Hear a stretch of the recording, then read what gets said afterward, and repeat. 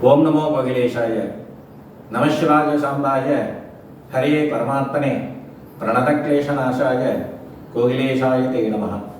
எல்லாம் வல்ல உமையொருபாகனான் கோகிலேஷ பெருமான் தனிப்பெரும் கருணையினாலே வருகின்ற 3/3/2026 செவ்வாய்க்கிழமை என்று சந்திர கிரகணம் சம்பவிக்கிறது. இது உபராக புண்ணிய காலம் அப்படின்னு சாஸ்திரங்களில் சொல்லப்பட்டுள்ளது. அது என்ன உபராகம்னா, சந்திரனுக்கும் சூரியனுக்கும் இடையில பூமியோட நிழல் படிவது தான் இந்த சந்திர கிரகணம். இதில் ஒரு விசேஷம் என்னன்னா, கிரகணம் அப்படிங்கிறது நம்ம கண்ணுக்கு பட்டால்தான் அது புண்ணிய காலமாக கருதப்படும். மாலை 3:20 மணிக்கு சந்திர கிரகணம் துவங்க இருக்கிறது. அதாவது சந்திர கிரகணம் ஆரம்பிக்கும் பொழுது பௌர்ணமி இருக்கும், முடியும் பொழுது பிரதம வரணும்.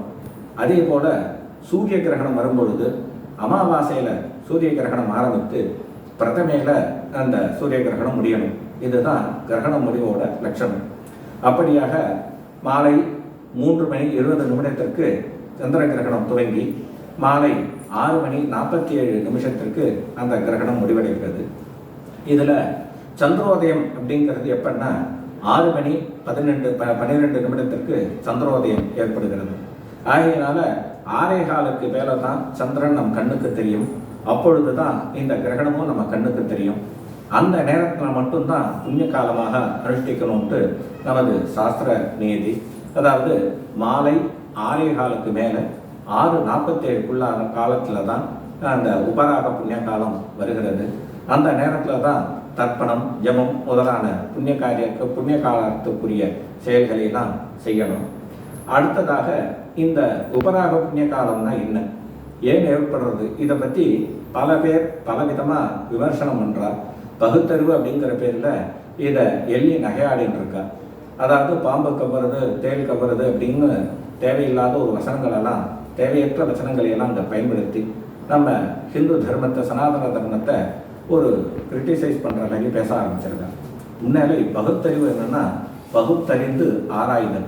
அதாவது நாம் சொல்லக்கூடிய விஷயத்தில் எது உண்மை, அது எப்படி இருக்குது, அது எந்த விதத்தில் புரிஞ்சு கொள்ளணும் அப்படிங்கிறத புரிஞ்சுக்க முயற்சி பண்ணணும். அப்படி முயற்சி நம்மளால் முடியாத பட்சத்தில் முன்னோர்கள் பெரியோர்களை கேட்டு அது என்ன காரணத்துக்காக இப்படி சொல்லப்பட்டிருக்கா அப்படிங்கிறத கேட்டு தெரிஞ்சுட்டு செய்கிறது தான் உண்மையான பகுத்தறிவாக இருக்குமே இல்லைய, நமக்கு புரியலேங்கிறதுக்காகவே அதை பொய் அப்படின்னு சொல்கிறது உண்மையான பகுத்தறிவு ஆகாது.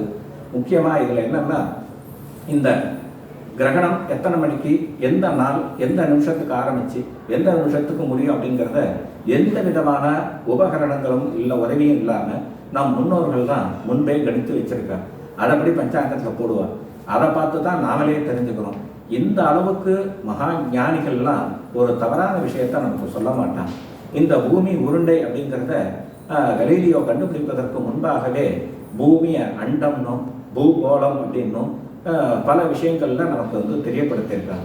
ஆகையினால எல்லாமே தன் தபசக்தியினால அறிவியல் ஞானத்தை தெரிஞ்சுட்டு அதை நமக்கு தெரிஞ்ச விதத்தில், நமக்கு புரியக்கூடிய விதத்தில் சுருக்கி அதை நம்ம சொல்லக்கூடியவ தான் நம் பெரியோர்கள். அவர்கள் தான் தவறான விஷயத்தில் நம்மளை ஏவ மாட்டாங்க. அதை நம்ம முக்கியமாக புரிஞ்சுக்கணும். இதில் எது சரி எது தப்பு அப்படிங்கிறத நம்மளால் புரிஞ்சிக்க முடியலைங்கிறதுனால தான் தஸ்மா சாஸ்திரம் பிரமானந்தே அப்படின்னு கீதாச்சாரியன் சொல்கிறார். நம்ம சாஸ்திரத்தை தான் மட்டும் பிரமாணமாக கொள்ளணும், எது செய்யலாம் எது செய்யக்கூடாது அப்படிங்கிறதுக்கு அப்படின்னு கீதாச்சாரியனும் சொல்கிறார். இதைத்தான் நானும் சொல்கிறேன். ஆனால் பாம்பு கவருது அப்படிங்கிறதுக்கு பிரம்மஸ்ரீ கேவிஎஸ் அண்ணான்னு சொல்லக்கூடிய பிரம்மஸ்ரீ கேவி சேஷாத்திரநாத சாஸ்திரிகள் அழகான ஒரு திருஷ்டாந்தத்தை சொல்லுவார். மிக அருமையாக இருக்கும் அது. அதாவது ராகு கேது அதுகளை பற்றி சொல்லும் பொழுது, இந்த தேவலோகத்தில் பார்க்கடலை கடையும் பொழுது ஏற்பட்ட அமிர்தத்தை தேவர்களும் அசுரர்களும் சேர்ந்து தான் கிடைஞ்சாங்க. ஆனால் அந்த அசுரர்கள் கையில் இந்த அமிர்தம் சென்றால் அதனை சாப்பிட்டு அவர்கள் இரவான நிலை ஏற்பட்டால் உலகம் அழிய ஆரம்பிச்சிடும், அவரோட அதர்மங்கள்லாம் அதிகரித்து போயிடும். ஆகினால இவாள் கையில் அந்த அமிர்தம் போகக்கூடாதுன்னு நினைச்ச மகாவிஷ்ணு மோகினி அவதாரம் எடுத்து தேவர்களையும் அசுரர்களையும் தனித்தனி வழியாக பிரித்து உட்கார வைத்து தேவர்களுக்கு அமிர்தத்தையும் அசுரர்களுக்கு ஒரு மயக்கக்கூடிய புன்சிரிப்பையும் மட்டுமே அளித்தணும் தான். இதில் ஸ்வர்பானு அப்படிங்கிற ராட்சசன் என்ன பண்ணினான்னா, இந்த மோகினியோட வேஷத்தை புரிஞ்சுட்டான். உடனே என்ன பண்ணா தேவர் உருவம் எடுத்து சூரியனுக்கும் சந்திரனுக்கும் நடுவில் அமர்ந்து இந்த அமிர்தத்தை வாங்கி குடிச்சுட்டான். இதை பார்த்த சந்திரனும் சூரியர்களும் இவன் அசுரன்கிறத மகாவிஷ்ணுவுக்கு காமிச்சு கொடுத்துட்டான். இதனால கோபம் வந்த மகாவிஷ்ணு சட்டுவத்தால் ஒரே அரைஞ்சு தலை வேற உடல் வேறாக பிரித்து விட்டார். அதாவது அமிர்தம் சாப்பிட்டதுனால பிராணம் பிரியலை, ஆனால் உடல் வேற சரீரம் வேறையா சரீரம் வேற தலை வேறையாக பிரிந்து விட்டது. ஆகையினால என்ன பண்ணுறது அப்படின்னு கேட்கும்பொழுது தலைப்பகுதியை ராகம்னும் உடல் பகுதியை கேது அப்படின்னும் 2 பாகமாக பிரித்து நிழல் கிரகங்களாக, அதாவது சாயா கிரகமாக பிரம்மதேவர் அந்த சிருஷ்டி பண்ணி அவளை அந்த பணிக்கு நியமிச்சான். இந்த சூரியனுக்கும் சந்திரனும் தான் காமிச்சு கொடுத்தார் அப்படிங்கிறதுனால அவள் மேலே இந்த ராகு கேதுகளுக்கு அளவற்ற கோபம் ஏற்பட்டது. அவளை விழுங்கணும் அப்படின்னு விழுங்கி அவளை கஷ்டப்படுத்தணும்ட்டு முயற்சி பண்ணினான். அப்போ பார்த்த பிரம்மா என்ன பண்ணினார்னா, உங்களோட விரோதங்கிறது சூரிய சந்திரர்கள்ட்ட மட்டும்தான் இருக்கணும், அப்பாவியா லோகத்தில் இருக்கக்கூடிய மக்கள் மேலே இருக்கக்கூடாது. காரணம் என்னன்னா, நீங்கள் விழுங்கிட்டேன்னா சூரிய சந்திரர்கள் தான் பாதிக்கப்படுவா. அவள் இல்லைன்னா உலக இயக்கங்கிறது இல்லாத போயிடும். உலக இயக்கம் இல்லைன்னா அப்பாவி ஜனங்கள்லாம் இறந்து போக நேரிடும். ஆகினால உங்களோட தண்டனை சூரிய சந்திரர்களுக்கு மட்டுமே இருக்கணுமே வெளிய, அதனால உலக மக்களுக்கு இருக்கக்கூடாது அப்படிங்கிறதுக்காக ஒரு உபாயத்தை சொன்னார். இந்த உபராக புண்ணிய காலம்னு வரும். அந்த நேரம் இருளா இருக்கும், நீங்களும் கருப்பா இருப்பேன். அதாவது காரணம் என்னன்னா, ராகு அப்படிங்கிற பதத்துக்கு ரகேத்தியாக அப்படிங்கிற மூல ரூபத்திலிருந்து வந்தது. அதாவது நீண்ட வளைந்த காரிருள் அப்படின்னு அர்த்தம். அந்த காரிருள் ரூபத்தில் நீங்களும் இருக்கோம். இந்த இருட்டான நேரத்தில் அந்த சூரிய சந்திராவை உத்தேசித்து இவாலாம் தர்ப்பணங்கள், ஜபங்கள், தானங்கள் இத்தனையும் செய்வா. இந்த புண்ணிய பலன்கள்லாம் சூரியனுக்கோ சந்திரனுக்கோ செய்யாம அதை நீங்கள் தூரத்தில் இருந்து அப்படியே வழியிலே அதை விழுங்கிட்டு அந்த சூரியனை இந்த விதத்துலேயும் சந்திரனையும் சூரியனையும் இந்த விதத்தில் நீங்கள் தண்டனை பண்ணுங்க. இதோட தண்டனை பண்ணிவிட்டு அப்படியே வந்துருங்க. இதுவே நீங்கள் அவளை பழித்து இருக்கிறதுக்குரிய உபாயமாக இருக்கட்டும். அதை தவிர சூரிய சந்திரனை விழுங்க வேண்டாம் அப்படின்னு அவள் பிரம்மா அறிவுறுத்தலின் பேரி நம்ம பூமியில் சூரிய சந்திராவை உத்தேசித்து செய்யக்கூடிய ஜபதபங்கள், தான புண்ணியங்கள் எல்லாம் அவள் வெளியிட்டு சூரியனுக்கும் சந்திரனுக்கும் கிடைக்க முடியாத அளவுக்கு செய்து அவளை பழித்திருக்கிறா அப்படிங்கிறத தான் அவரை திருஷ்டாந்தமாக அந்த விஷயத்தில் பிரம்மஸ்ரீ கேரியசன் நான் சொல்லியிருந்தேன். அது ரொம்ப அருமையான ஒரு விஷயம். அதை தான் நானும் சொல்கிறேன். அறிவியல் பூர்வமாக சிந்தித்த நம் முன்னோர்கள்லாம் இதெல்லாம் தெரியாமல் இல்லை, தெரிஞ்சுத்தான்னு சொல்லியிருக்கா. ஆகினால கேது கிரஸ்தம், கேதுவால் பீடிக்கப்பட போகிறார் சந்திரன். ஈசான பாகத்தில் தொடங்கி வாயவிய பாகத்தில் முடிய போகிறது. இதில் புண்ணிய காலம் எடுத்துட்டோம்னா 6 மணி 12 நிமிடத்திலிருந்து 6 மணி 47 நிமிடம் வரை உள்ள புண்ணிய காலம். இந்த காலத்தில் தான் நம்ம தவம் செய்தல், ஜபம் செய்தல், பூஜைகள் செய்தல், விடாமல் வழிபடுதல், இறை நாமத்தை ஜபித்தல், அப்புறம் தர்ப்பணத்திற்கு அதிகாரம் உள்ளவர்கள்லாம் பித்திருக்காரியமான தர்ப்பணத்தை செய்கிற, அதாவது அந்த பித்திருக்கள்லாம் இந்த கிரகண நேரத்தில் பசி தாகத்தில் ரொம்ப தவிப்பாலும் அந்த தவிப்பை போக்குறதுக்கு தான் இங்கே கிரகணத்தில் தர்ப்பணங்கிறது விதிக்கப்பட்டிருக்கு.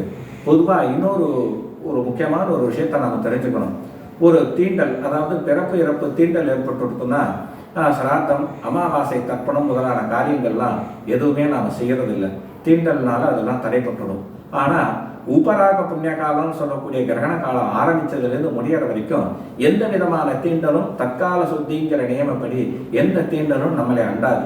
ஆகினால தீண்டல் உள்ளவன் கூட அந்த கிரகணம் உள்ள காலத்தில் தர்ப்பணம் அவசியம் செய்யணும் அப்படிங்கிறதுல இருந்தே தெரிகிறது இந்த புண்ணிய காலங்கிறது எவ்வளவு விசேஷமும் சிறப்பும் உள்ளது அப்படிங்கிறது நமக்கு இதன் மூலமாக தெரிய வருகிறது. அதனால தீண்டல் உள்ளவர்கள் கூட அந்த கிரகண காலத்தில் தற்கால சுத்திங்கிற விதிப்படி அந்த கிரகண கால உள்ளத்தில் தர்ப்பணம் பண்ணணும். இன்னைக்கு என்ன பண்றாங்கன்னா, கிரகணம் முடிஞ்சதுக்கப்புறம் தர்ப்பணம் பண்றான், அதனால எந்த பலனும் இல்லை. கிரகணம் முடியறதுக்குள்ளாகவே தர்ப்பணம், ஜபம், பூஜைகள், தானம் அத்தனையும் பண்ணணும். இது பரணி நட்சத்திரத்தில் சம்பவிக்கிறதுனால பரணி, பூரம், பூராடம், பரணிக்கு இரு பக்கமும் உள்ளக்கூடிய மகம் நட்சத்திரம், உத்தர நட்சத்திரம் ஆகிய நட்சத்திரக்காரர்கள்லாம் பரிகார சாந்தி செய்து கொள்வது மிக மிக அவசியம். காரணம் என்னன்னா, இந்த தோஷத்திலிருந்து அந்த நட்சத்திரம் பாதிக்கப்படும். அந்த நட்சத்திரம் பாதிக்கப்பட்டால் அந்த நட்சத்திரத்தில் பிறந்தவர்களும் பாதிக்கப்படுவார்கள். ஆகையினால இந்த கிரகண புண்ணிய காலத்தில் விடாத அளவு, முடிந்த அளவுக்கு, அதாவது யாராருக்கு என்னென்ன மந்திரங்கள் உபதேசம் செய்யப்பட்டுள்ளதோ அந்த மந்திரங்களை ஜபம் செய்ய வேண்டும். வேத மந்திரத்தையும் ஜபம் பண்ணலாம், ருத்ர ஜபத்தையும் பண்ணலாம். எது பண்ணினாலும் சரி, ஒரு ஜபங்கிறது 1000 மடங்கு பலனாக நமக்கு வந்து சேரும். ஆகினால இந்த புண்ணிய காலத்தை விடாமல் இன்னொரு முக்கியமான விசேஷம், இந்த உபராக புண்ணிய காலத்தில் சமுத்திர ஸ்நானங்கிறது அவ்வளோ விசேஷமானது. 1000 புண்ணிய தீர்த்தங்களில் ஸ்நானம் பண்ண பலனை அந்த சமுத்திர ஸ்நானத்தை கொடுக்குமா. அதனால் முடிந்தவர்கள் சமுத்திர ஸ்நானம் செய்யலாம். விடாமல் ஜபங்கள், தபங்கள், தானங்கள் அத்தனையும் செய்யலாம். அதே அடுத்ததாக ஆலயங்கள்லாம் இன்னைக்கு சாத்துறதுன்னு ஒரு வழக்கத்தை கொண்டு வந்திருக்கா. ஆகம ரீதியாக பூஜிக்கப்படும் ஆலயங்களில் இந்த உபராக புண்ணிய காலத்தில் சந்நிதியை சாத்தணும் அப்படிங்கிற விதி இல்லை. அன்னைக்கு ஆலயங்கள் திறந்து விடாமல் ஆராதனைகள் செய்யணும் அப்படிங்கிறத தான் அந்த ஆகமங்களில் சொல்லப்பட்டிருக்கு. ஆனால் இன்றைக்கி நடைமுறையில் எல்லா கிரகண காலங்களில் எல்லா ஆலயங்கள்லையும் மூடிடுறான். அதை பற்றி நாம் பேச வேண்டாம். இருந்தாலும் ஆலயங்கள் திறந்து இருக்கக்கூடிய ஆலயங்களில் சென்று வழிபடலாம். இல்லைன்னா வீட்டிலேயே இறைவனை வழிபட்டு எல்லா நற்பணங்களையும் பெறலாம் அப்படிங்கிறத தெரிவித்து எல்லாம் வல்ல கோகிலேஷ பெருமான் வளர்ப்பாதம் சிந்தை கொண்டு அமைகிறேன். ஒன்னமோ கோகிலேஷாய்.